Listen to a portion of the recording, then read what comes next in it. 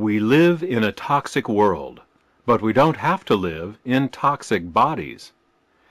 Every day we are exposed to small but significant amounts of toxic metals. Over the years, these metals accumulate in our tissues, slowly poisoning us. Because the toxic effects of these metals on our health are gradual, we often attribute them to aging, never knowing the real cause of our health problems. In this audio presentation, we will discuss how toxic metals affect our health, how and where we are exposed to them, and how to safely get them out of our bodies.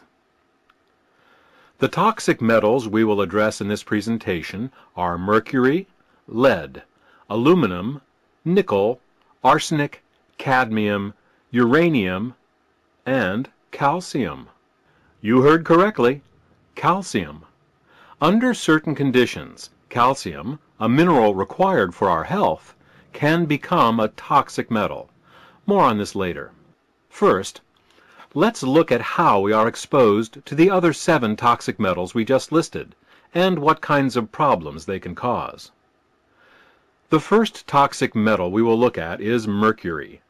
Mercury is one of the most deadly substances known to man. It accumulates in the brain, nervous system, heart, kidneys, and endocrine glands, and can cause depression, autoimmune disorders, memory loss, tremors, anemia, and heart attacks, among other things. Studies done by the University of Calgary have shown that when mercury comes into contact with nerve tissue, it can actually melt the myelin sheath right off the nerve, causing the nerve to shrivel in a matter of seconds. What is even more unbelievable is that this highly toxic metal is actually put right into our mouths, in the form of dental fillings. If you have silver fillings in your mouth, you may be interested to know that these silver fillings actually contain as much as 50% mercury by weight. In fact, according to the Environmental Protection Agency, there's enough mercury in one silver filling to force the closing of a 10-acre lake. The practice of using mercury in dental fillings began in 1833, when a pair of French entrepreneurs introduced it to American dentists.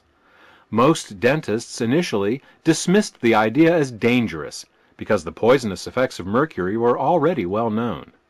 Those few dentists who chose to use mercury in dental fillings were called quacks.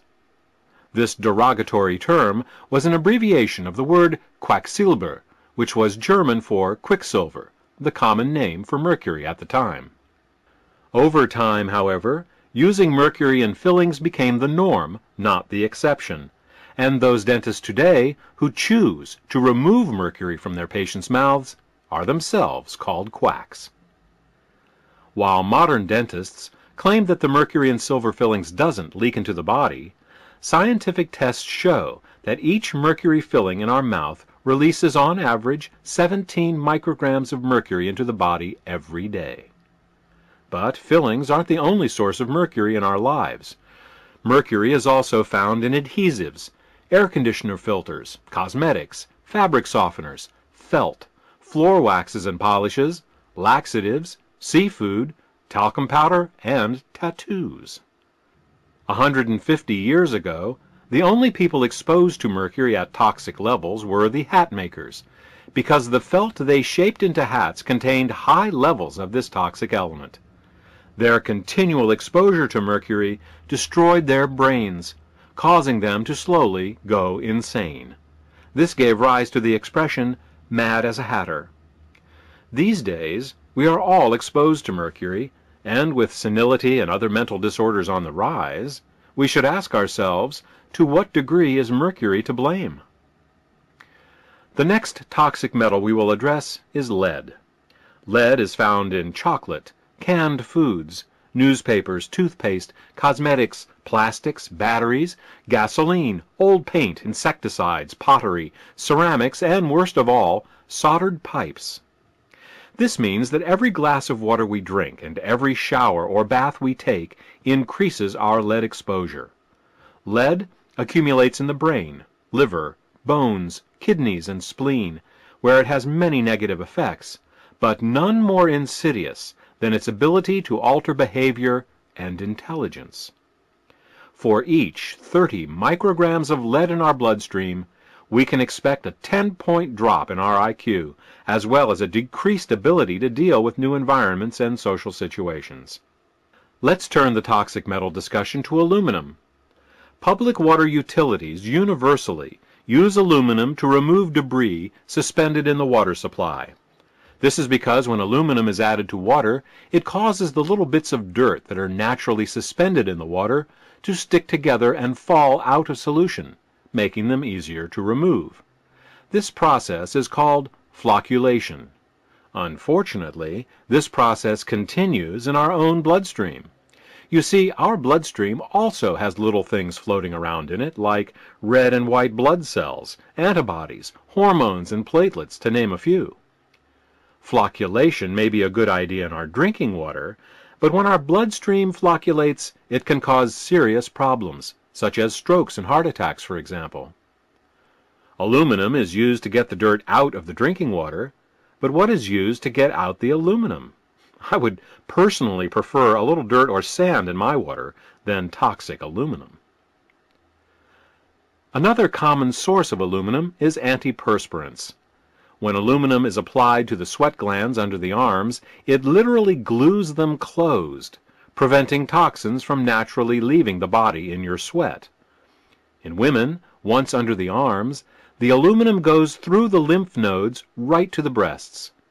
It is likely that the high rate of breast cancers and other breast disorders we are seeing is to some degree a result of women unwittingly poisoning their own breasts on a daily basis. Other sources of aluminum include baking powder, feminine hygiene products, toothpaste, baby formula, antacids, and of course aluminum foil and pots and pans. Aside from its effects in the breasts, aluminum also accumulates in the skin, bones, brain, and kidneys, and can cause Alzheimer's disease, memory problems, dementia, aphasia, ataxia, convulsions, and anemia. It may be hard to fathom, but the average person will eat and drink over 3 pounds of aluminum in his or her lifetime. That's the equivalent of 292 square feet of aluminum foil. Is it any wonder that Alzheimer's disease is on the rise? Let's move to nickel. Nickel is found in stainless steel cutlery, pots and pans, coins, dental fillings, and batteries. Given its use in cutlery and cookware, we are all exposed to nickel with each meal. Each fork and spoonful of food carries a trace of nickel with it. It accumulates in the bones, kidneys, liver, lungs, immune system, sinuses, and the brain, where it causes genetic disease and cancer. One of the most common problems associated with nickel exposure is skin conditions. Many people with chronic skin conditions are actually experiencing chronic nickel toxicity, and no amount of skin creams or lotions will ever work until this offending toxic metal is removed.